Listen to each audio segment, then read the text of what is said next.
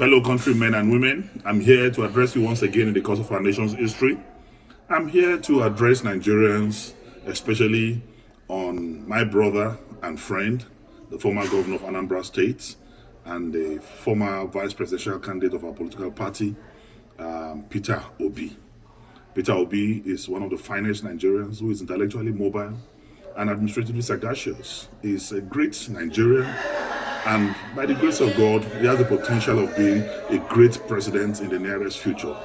I celebrate you, Peter Obi, and I celebrate your movement for a new Nigeria.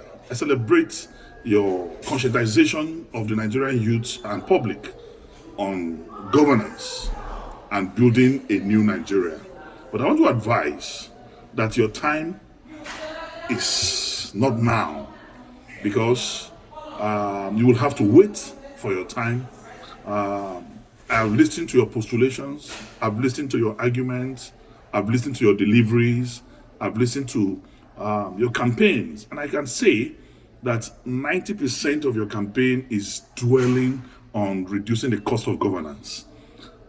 I mean, most of your campaigns is around cutting the costs of governance. And I want to tell you that the problem of this country is beyond just cutting the cost of governance. The problem of this country is beyond reducing the cost of governance.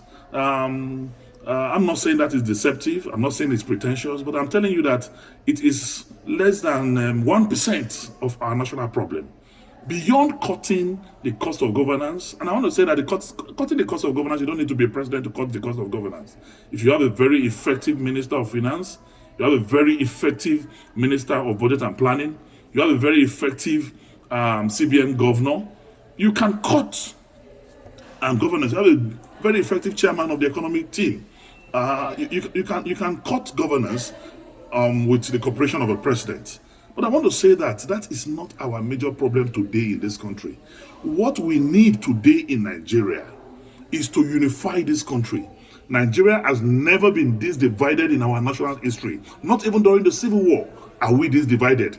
There is no trust between the North and the South. There's no trust between the East and the North. There's no trust between the West and the South and the Southeast. So we need one character who have the capacity and capability to unite us together as a nation first, because we need to first believe in ourselves as people. We need to believe in our unity. We need to believe in our togetherness even before we can make progress, because without unity there can be no peace, and without peace there can be no development. So first, we need a unifier.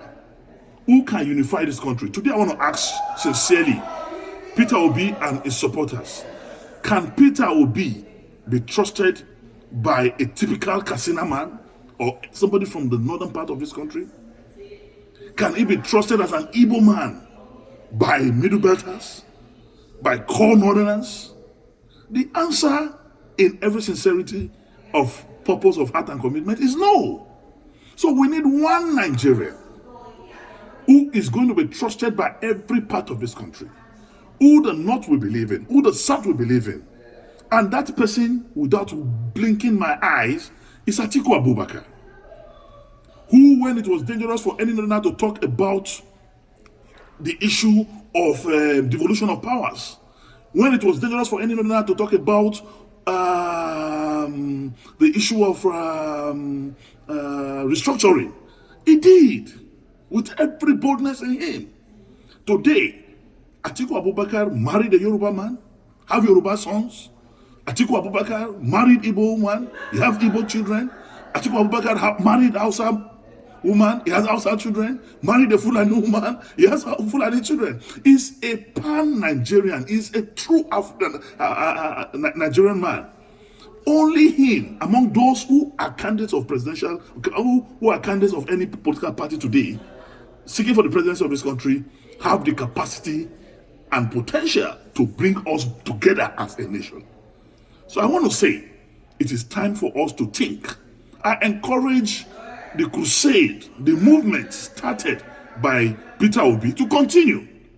Move from campus to campus, move from community to community, move from one progressive group and organization from this country to another, to campaign for the new Nigeria that is to come, and be part of the movement of Atiku Abubakar to rebuild, to restructure, to reorganize, and reboot Nigeria as a country. We must speak the truth, and the truth is the truth. You are a great Nigerian. I salute your political and intellectual sagacity. You are one Nigerian that I know. Tomorrow, there's a space for you. But for today, let us forget the social media drama. Let us forget the diaspora euphoria. The truth of the matter is we need a unifier. We need one Nigerian that can solve the problem of insecurity in this country. We need a Nigerian that will have intel from every security facet of our national life. We need a Nigerian that will get intel from Cameroon, from Chad, from Mali, from Benin. We need a Nigerian that have that capacity to solve the problem of Boko Haram, banditry, and kidnapping, because he has intel and connection with the security network in the Sub-African region. And that Nigerian today is Atiku Abubakar.